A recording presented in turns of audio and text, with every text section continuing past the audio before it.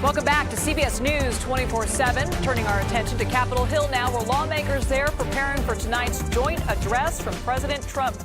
Democrats spent the morning slamming Trump's agenda in the first 43 days of his administration. And just moments ago, Senate Minority Leader Chuck Schumer had this to say on the steps of Capitol Hill. Take a listen. What Donald Trump won't do, is incapable of doing, is being straight with the American people about the mess he's already created in his short time in office. I don't think we've ever seen a president do as much damage to a country in 30 days as Donald Trump has done. On day one, he promised a golden age. 1 month later, that promise seems like ancient history. If there's any gold to be found in the Trump agenda, it's fool's gold.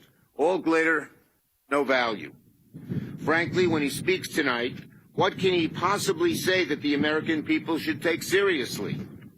Donald Trump has done nothing to brag about tonight. It hasn't even been 50 days, and he's already made a huge mess of our country.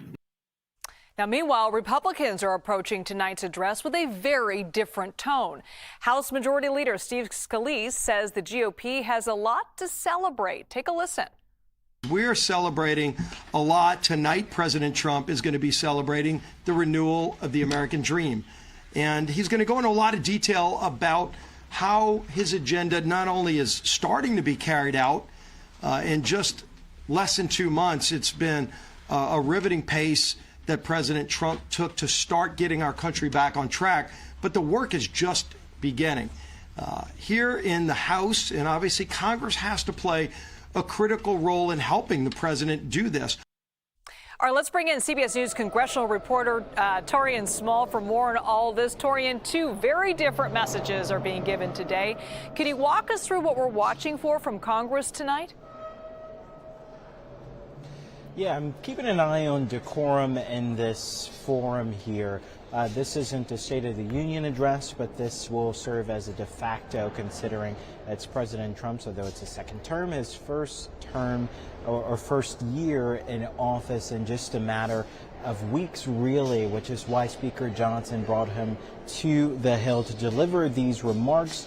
He said, Johnson, that is, said that he wants President Trump to outline what he's seeing as successes that happened in such a short period of time. I should also outline that it's not just in the fast-track confirmations, but the dramatic slimming of the government, which is what Democrats look to underscore as well, which is why we see so many Democratic members bring in fired federal workers as their special guests tonight. Quite a few press conferences throughout the day underscoring that fact as well. But again, I'm watching for decorum. It's interesting that Congresswoman Lauren Boebert of Colorado told us earlier today that she's expecting political theater. She was one of a handful of Republicans at several points during the Biden administration State of the Union addresses to vocally heckle him during his speech. So we're seeing if Democrats might do so in turn during tonight's speech. And Taurean, just moments ago, our cameras caught House Speaker Mike Johnson in the halls of Capitol Hill. He says he spoke to the president about an hour ago, but the looming government spending deadline. I want to play some of that and then talk on the other side.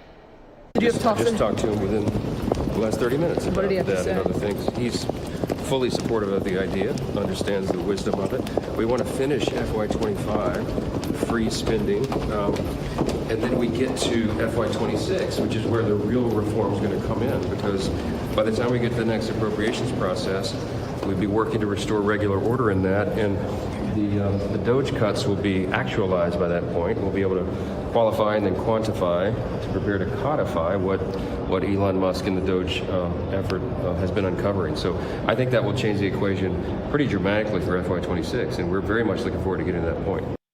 So, Taurean, what's at stake here for Republicans as this government spending deadline approaches?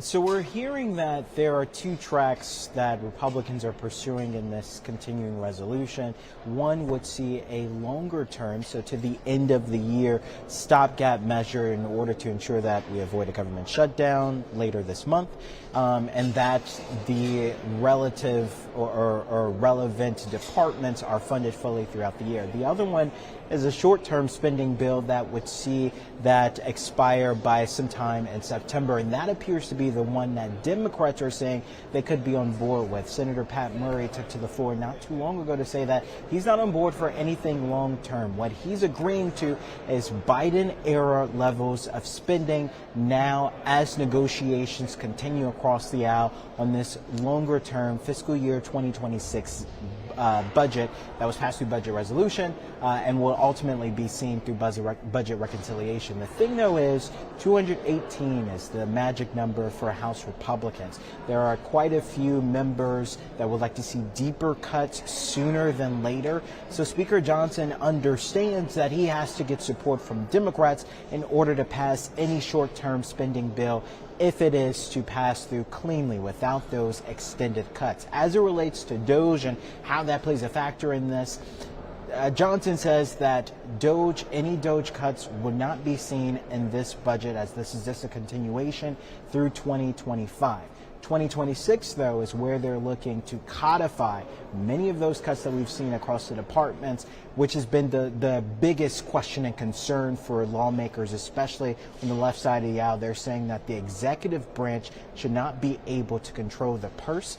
Well, Speaker Johnson is saying Congress will, under his leadership, do just that. Taurean Small live for us on Capitol Hill. Thanks so much, Taurean. We'll be watching.